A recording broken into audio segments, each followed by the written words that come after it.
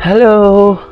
Andito po ko ulit ang inyong Kuya Louie para mag-celebrate ng kanyang 8th anibersaryo bilang isang person living with HIV. Maraming salamat po. Una, syempre sa pagsuporta nyo sa akin na mga pagsubok na dumarating sa buhay ko, syempre, 'di ba? Lalo na sa panahon ng pandemic, alam ko bawat isa, 'di ba? Lalo na sa mga kapatid ko na namubuhay na may dala-dalang HIV na napakahirap para sa atin itong pinagdadaanan natin ngayon, ngayong panahon ng pandemic, 'di ba? Maraming nawalan ng trabaho, maraming nagkasakit, 'di ba? Pero alam niyo, sa totoo lang, tinamaan din po ako. Tinamaan ako ng crisis. So, nawalan ako ng trabaho, nagkasakit ako, at nagka-COVID ako. So, sa loob ng 1 taon siguro, masasabi kong ito na yata yung pinaka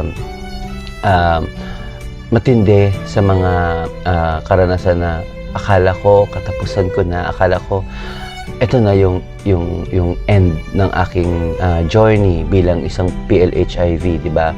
So, still thankful ako kasi ang daming nagmamahal, ang daming sumusuporta, ang daming nag-aalaga sa akin, lalo na ang pamilya ko, ang mama ko, di ba?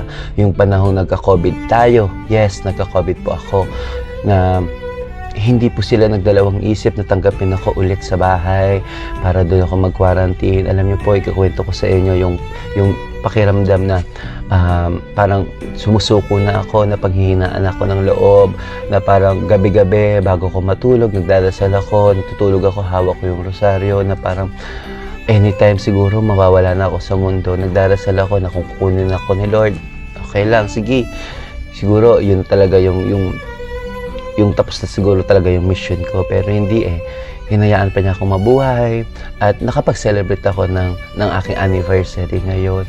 So, salamat po sa mga walang sawang nagdasal, sa walang sawang sumusuporta at nandyan lagi kasi kayo yung inspirasyon ko, kayo yung gasolina ng buhay ko para maipagpatuloy ko yung laban. Hindi po ganun kadali ang pinagdaanan ko bilang isang person living with HIV na nagka-COVID at the same time nagkaroon ng depression, di ba? So, mahirap. Kaya maraming salamat. Marami pong mga kaibigan at malalapit sa aking puso na binawian na ng buhay dahil sa pandemya at dahil sa infection dulot ng AIDS. Pero, sakit. Pero tandaan nyo, itong ginagawa ni Kuya Louie ay para sa inyo. At miss na miss ko na kayo, syempre. So, sana tuloy lang natin yung life, di ba? Let's celebrate life. Ngayong anniversary ni Kuya Louie, papangako ko po sa inyo na mas dadoblehin ko pa yung pag-iingat, mas sisipagan ko pa po yung pagtulong sa mga tao sa abot ng aking makakaya, at sisiguraduhin ko po sa inyo na kung ano pong maitutulong ko para sa mga kapatid natin sa LGBT community, sa mga anak-anakan natin, kapatid, sa ating mga kliyente, sa mga social hygiene clinic. Kakaasa po kayo ng tulong ko sa abot ng aking makakaya. Okay? So maraming salamat po, at gusto rin po magpasalamat sa aking magulang, kay mama, na walang sawang sumusuporta, nag-aalaga, nagmamahal, nagtitiis, nagtsatsaga, nagdadasal para sa akin. Maraming salamat. Siguro kung wala siya sa buhay ko, wala na rin ako. Kung wala ang mga taong nandyan para sa akin, siguro bumigay na rin ako. Kaya maraming salamat. Tandaan niyo po, kung kaya ni Kuya Louie, kaya niyo din. Ha? Kasi andyan naman lagi si God.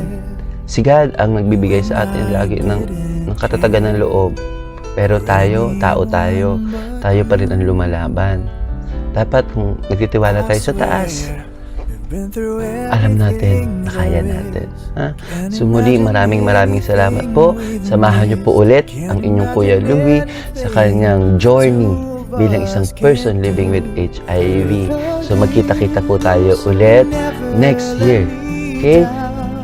tingnan natin kung hanggang ilang taon kaya ni Kuya Louie i-celebrate ang kanyang anniversary bilang person living with HIV. Di ba? So marami pa tayong pagdadaanan, marami pa tayong matutulungan, mabibigyan ng inspirasyon, at marami pa tayong i-enjoy na buhay. So let's celebrate life. Huwag po natin kalilimutan. Okay? So hindi po hadlang ang pandemya, at lalong hindi hadlang ang pagkakaroon ng HIV para ituloy natin ang buhay natin, ituloy natin ang pangarap natin, at hindi sila hadlang yung mga taong hindi naniniwala sa atin. Dahil isipin mo, may isang tao na handang tanggapin ka, mahalin ka, at paniwalaan ka. Hanggat may isang taong kayang gawin lahat yon para sa'yo, kailangan mong lumaban. Okay? So muli, maraming salamat po sa pagsama sa akin ng 8 taon. Okay? So, hanggang sa susunod. So, mahal ko kayo. Okay?